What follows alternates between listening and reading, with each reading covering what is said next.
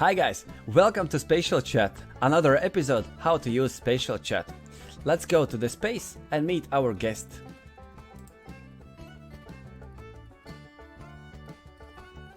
Hello.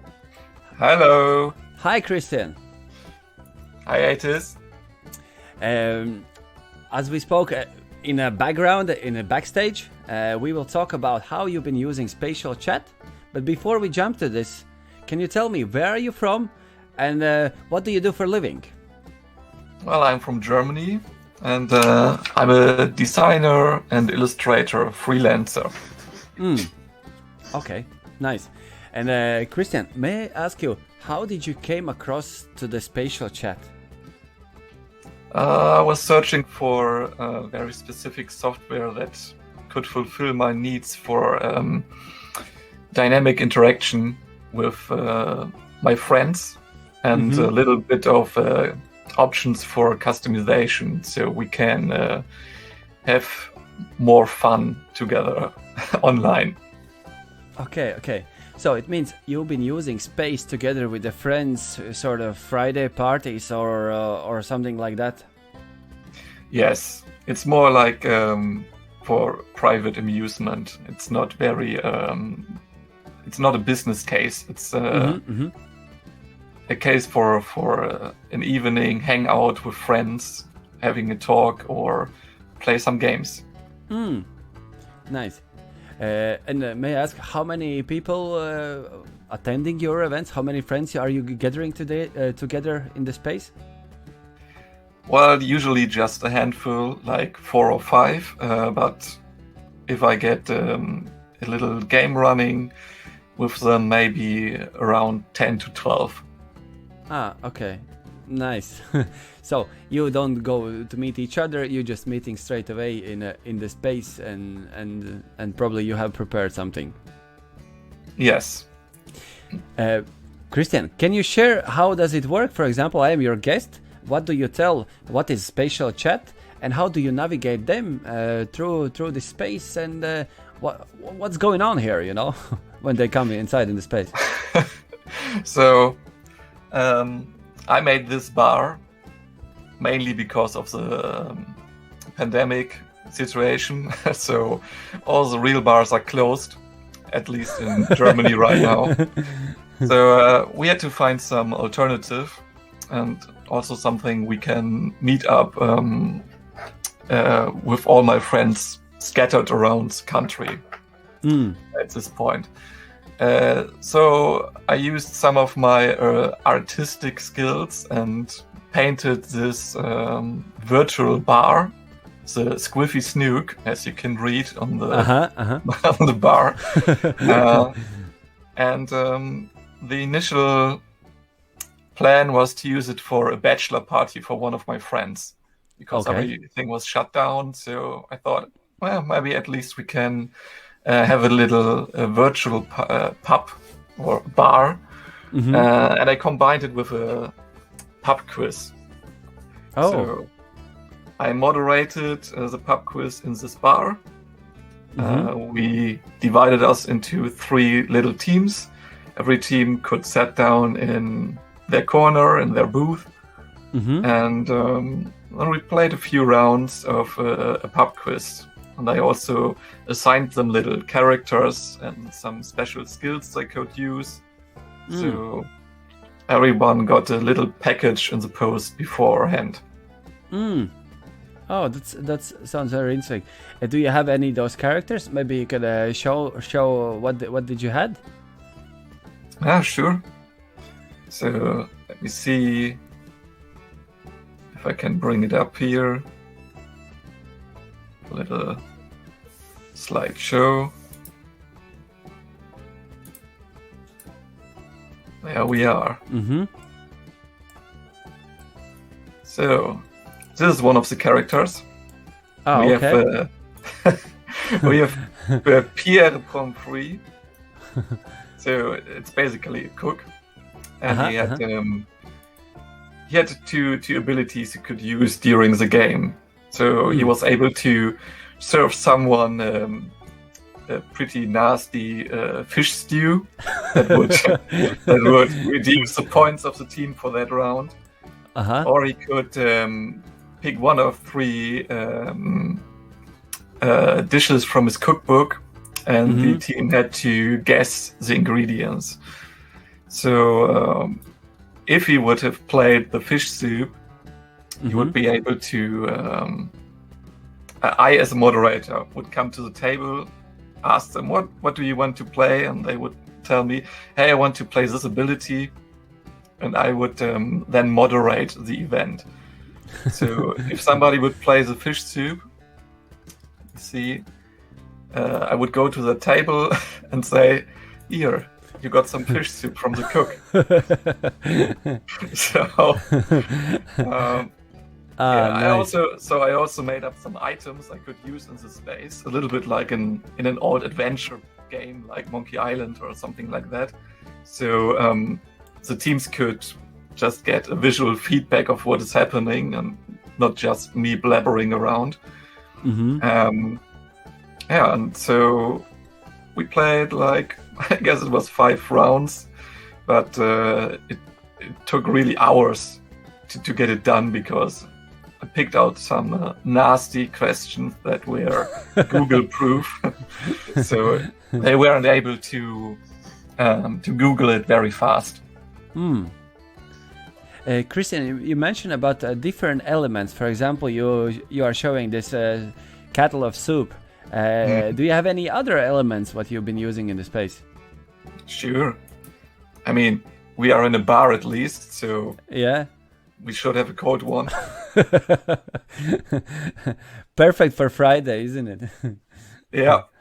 Nice. That was the plan. Make it in a nice space. Not only for the one event, but every time I want to meet with some of my friends, we could meet in the SQUIFFY SNOOK and have a virtual cold one and a real one in front of the screen. Great. And may I ask you, because you were playing different games, how did you play? For example, you were putting on the screen a quiz, yes? And how did people answer? Did they type in the chat, or how did it happen? Yeah, that was a little bit stressful.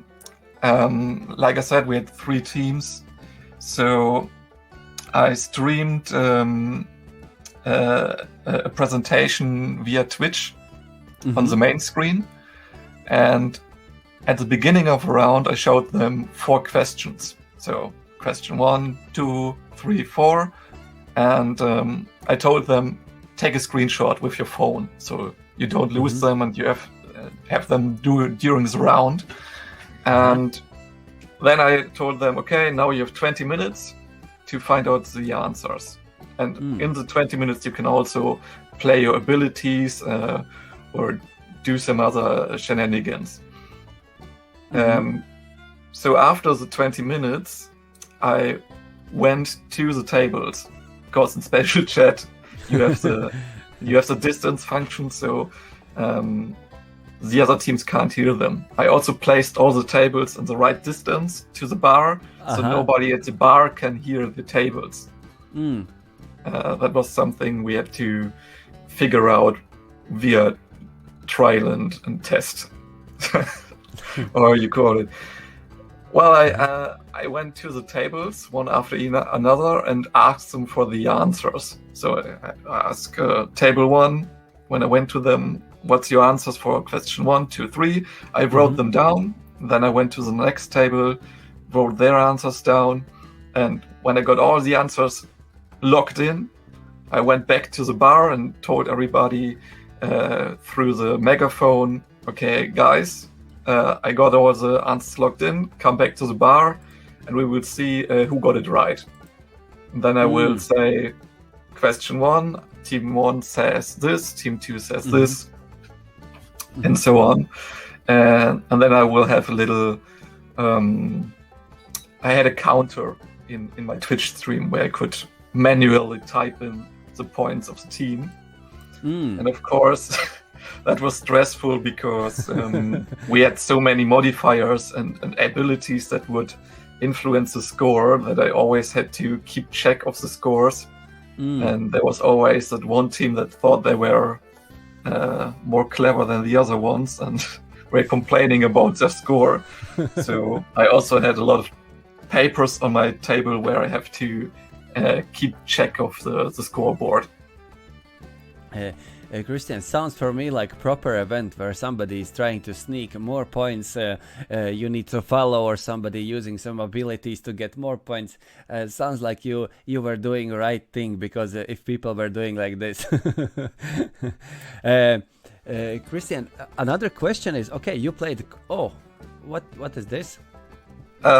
Just all the characters we made up for the event. So we were 12 people. We made 12 characters with their own unique abilities. So we could also use the pictures as our avatars when we were too far away. Okay, do you have your avatar if you switch off camera now as well? Yes, I guess it's activated. So it should be the barkeeper. Looks great. Nice. Really good idea with these characters. Yeah, there's a lot of little things you can add to the space to make it really personal, and there's also a lot to explore in this space. Little details.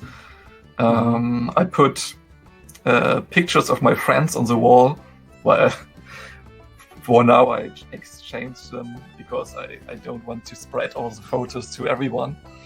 But theoretically, people could put their own pictures on the walls if they would make their own space. I think that's a nice thing about SpatialChat. This ability to quickly customize stuff. It sounds like you took it very serious to the next level, adding images, even characters and everything. Christian, may I ask, what else did you play? Okay, you played the quiz. You had this character, different tasks and abilities what people could use. Did you had any other games what you played around? Yeah, we played some other stuff. One example was we gathered here with a few friends, had a few beers, and then we just started GeoGuessr. You ever heard about that? No. What is that? GeoGuessr is a game where you can you are thrown into Google Street View somewhere on Earth, but you can't see any labels. You only see your point of view, and then you can navigate the streets the Google car drove on. So like in the normal street view, just completely without any information. And then you have like 3 minutes to find out where exactly on the world you are. You have a little map. You can pin down your location, and then it will give you points depending on your distance to the real location. And that was pretty easy to set up. You just needed one guy to stream his browser window, start around, and then everybody was screaming around, I saw a sign there, maybe we can find out the language, and stuff like that. That's something that works quite well here. And I guess you could also play it in teams with the distancing in the space. Oh, wow. Yeah. Sounds like you had a lot of fun with this one. And and I think you can do even more, which I haven't even thought about. Nice, Christian. Thank you very much. If you have any ideas to share more, please. As I understand, we will add additional images you can read the rest of the things in the blog post. Or if you're looking for the blog post, please follow this link and you will be redirected to the blog post. And Christian, pretty much I will see you soon in our demo event, isn't it? Oh, I hope so. Yes, I'm looking forward. And thank you very much for sharing your experience at SpatialChat. It's really useful because we are looking for more of those cases to show and spread to other people how you can use SpatialChat in creative way and what you can come up with.